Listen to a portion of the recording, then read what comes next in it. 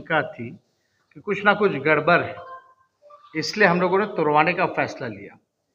तो तुड़वाने का जो फैसला जब लिया, तो जो नुकसान होना था वो हम लोग के सरकार पे बोझ उसका नहीं आया है, बल्कि संवेदक पे आया है। तो आप कह सकते हैं कि पैसे की जहाँ तक बात आती है कि इतना, क्योंकि गंगा नदी पे कोई भी पुल बनता है तो महंगा बनता है, लेकिन अगर डिज़ाइन में अगर कोई फॉल्ट है, क्योंकि आंधी आया जो भी आया वो तो रिपोर्ट पे अब परसों आ ही जाएगा पूरी तरीके से, लेकिन जो पहला रिपोर्ट आया उसके आधार पे हम लोगों ने निर्णय लिया कि सारा तोड़ा जाए और जो भी नुकसान होगा वो सरकार नहीं व्यय करेगी बल्कि संवेदक करेगा। और आईआईटी रुड़की का जो रिपोर्ट है उसको कहते हैं structural audit and testing of entire segment. तो पियर 5 का ये रिपोर्ट आपके सामने है, जिसके आधार पर हम लोगों ने सारा तोड़वाया। और फाइनल रिपोर्ट इसमें हम लोगों ने लिखा था वॉज रिक्वेस्टेड टू कंप्लीट। तो ये लंबा स्पैन है और पहली बार डिटेल्ड हो रहा था और वो फाइनल स्टेज पर उनके डिज़ाइनर, मैंने आज पूछा इस घटना के बाद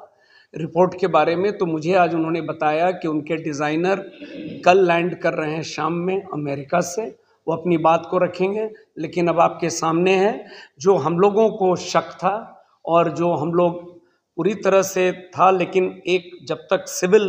आईआईटी रुड़की जैसे इंस्टीट्यूट का रिपोर्ट नहीं आ जाता कोई किसी भी प्रकार की विधि सम्मत कार्रवाई करने के लिए, वो अब हम लोगों को मिल जाएगा और कठोर कार्रवाई होगी। माननीय मुख्यमंत्री जी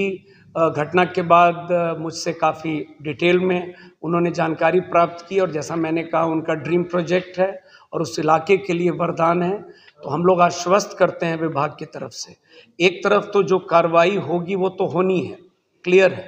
जैसा कि माननीय डिप्टी सीएम साहब ने कहा है कि कॉस्ट वगैरह भी वही बॉन्ड करेगा और ये टोटल जो हुआ है। दूसरी तरफ हम लोग नए सिरे से